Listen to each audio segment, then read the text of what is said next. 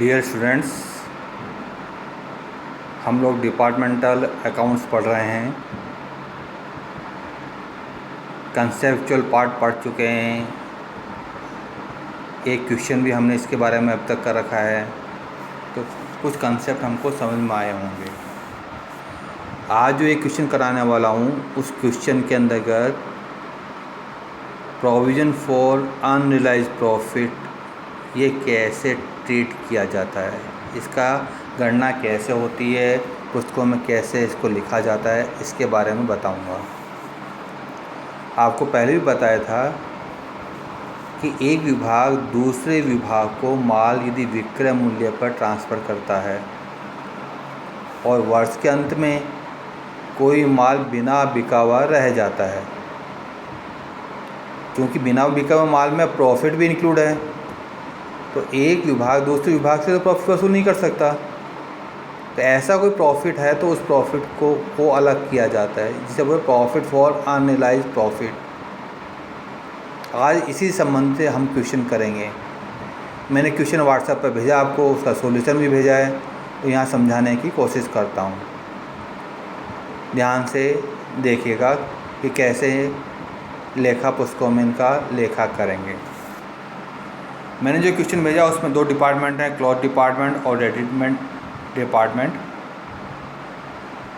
इनका opening stock, purchase, sales, inter transfer, इनके expenditure, closing stock दिया हुआ है। साथ में कहा गया है कि जो हमारा रेडीमेड क्लॉथ डिपार्टमेंट है, इसके स्टॉक में 75% भाग कपड़े का है, क्लॉथ का है, और 25% भाग अन्य व्ययों का। ये प्रोविजन फॉर अनरियलाइज्ड प्रॉफिट के लिए काम आएगा। इसी तरह क्लॉथ डिपार्टमेंट 2015-16 में 15% दिया हुआ है, प्रॉफिट ज्ञात करने का काम आएगा। जनरल एक्सपेंडिचर 1,10,000 दिए हुए हैं, यह हमको विक्रय अनुपात में हमको विभाजित करने हैं। आप डिपार्टमेंटल अकाउंट बनाने के लिए अमाउंट के 2 कॉलम बना लीजिएगा। डेबिट साइड में 2 कॉलम, क्रेडिट साइड में 2 कॉलम, एक क्लॉथ के लिए और एक रेडीमेड क्लॉथ के लिए, और तीसरा कॉलम हम टोटल के लिए बना सकते हैं। तो अमाउंट के इस तरह 3 कॉलम हो सकते हैं, एक क्लॉथ के लिए, एक रेडीमेड क्लॉथ के लिए और एक टोटल के लिए। यही स्थितियाँ क्रेडिट साइड में रहेंगी। डेबिट साइड में पैसा जो पहले ओपनिंग स्टॉक लिख दीजिएगा, जो आपको क्वेश्चन में दिया हुआ 3,50,000 रुपये। परचेजेज लिख दीजिएगा, जो आपको क्वेश्चन में दी हुई है 20 लाख और 15,000। सेल्स लिख दीजिएगा, सेल्स दी हुई आपको 22 लाख और 4,50,000। इनका टोटल करके लिखते रहिए। टोटल वाले कॉलम में भी टोटल लिखते रहिएगा। जैसे सेल्स का टोटल 26,50,000 हुआ, और ओपनिंग स्टॉक का 3,50,000 हुआ, परचेज का 20,15,000 हुआ। अब जो इंटर ट्रांसफ़र हुए हैं, यदि हमने ट्रांसफ़र किया है तो वह सेल्स से हमको मिला है तो हमारे लिए परचेज होगी। सेल्स में लेके बाई ट्रांसफ़र रेडीमेड गारमेंट दोबारा, तो क्लॉथ में लिख दीजिएगा 3 लाख रुपये, रेडीमेड में कुछ भी नहीं आएगा, और टोटल 3 लाख रुपये।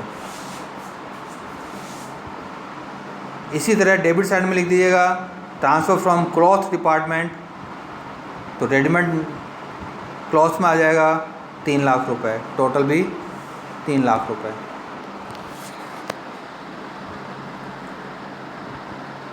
मैन्युफैक्चरिंग एक्सपेंडिचर आपको दिए हुए हैं, वो लिख दीजिएगा। क्लॉथ में कुछ भी नहीं दिया हुआ है, रेडीमेड में 60,000 रुपये, टोटल भी 60,000 रुपये। क्लोजिंग स्टॉक आपको दिया हुआ है 2 लाख और 60,000 रुपये, क्लॉथ में 2 लाख लिख दीजिएगा बाई साइड में, और रेडीमेड क्लॉथ में 60,000, टोटल 2,60,000। यदि हमारी क्रेडिट साइड का टोटल डेबिट साइड के टोटल से ज़्यादा तो ग्रॉस प्रॉफिट होगा, अदरवाइज ग्रॉस लॉस होगा। यहाँ पर यह प्रॉफिट की राशि आएगी हमारी।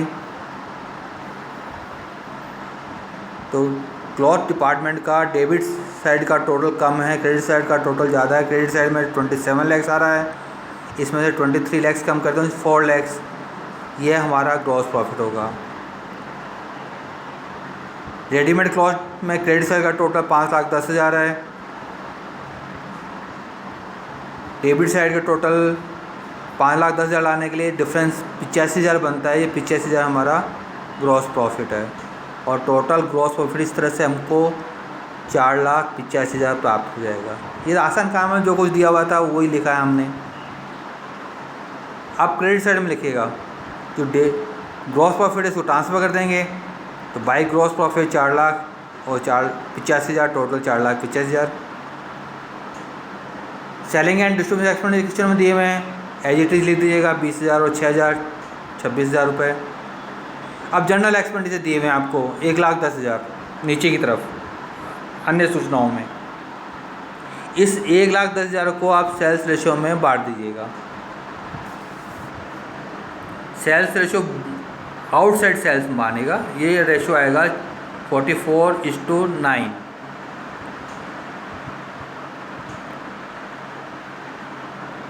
इसको विभाजित करेंगे तो अमाउंट आएगी 91,320 क्लॉथ डिपार्टमेंट के लिए, 80,680 18,680 रुपये रेडीमेड क्लॉथ्स के लिए, टोटल 1,10,000 रुपये। क्रेडिट साइड के बाई ग्रॉस प्रॉफिट में से यदि हमारे डेबिट साइड का टोटल कम है तो ग्रॉस नेट प्रॉफिट प्राप्त होगा हमको। यहाँ पे नेट प्रॉफिट स्थिति आएगी, कैलकुलेट कीजिएगा।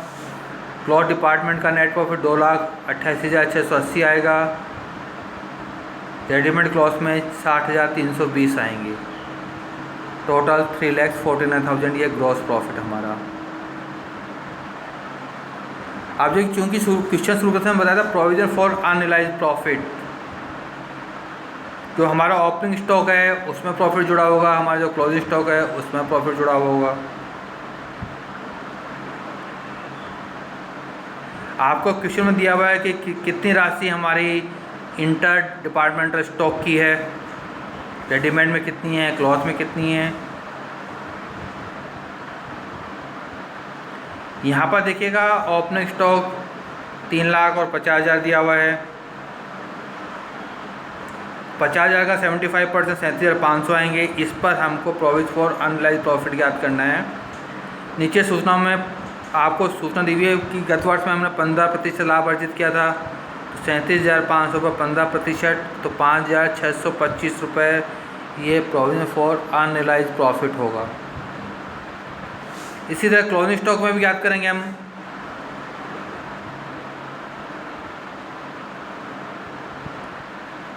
सबसे पहले ग्रॉस प्रॉफिट रेट ज्ञात कीजिएगा कि ग्रॉस प्रॉफिट रेट कितनी होगी हमारी।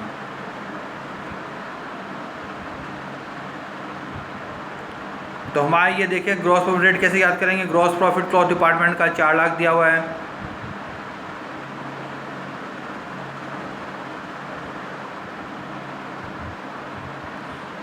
$4 लाख, ये कितना प्रतिशत हमारा है, तो 22 लाख, 3 लाख सेल्स, ये 25 लाख हो गई। 22 लाख हमारी सेल्स है, 3 लाख हमने डिपार्टमेंट को ट्रांसफ़र की है, तो ये 16% आती है हमारी।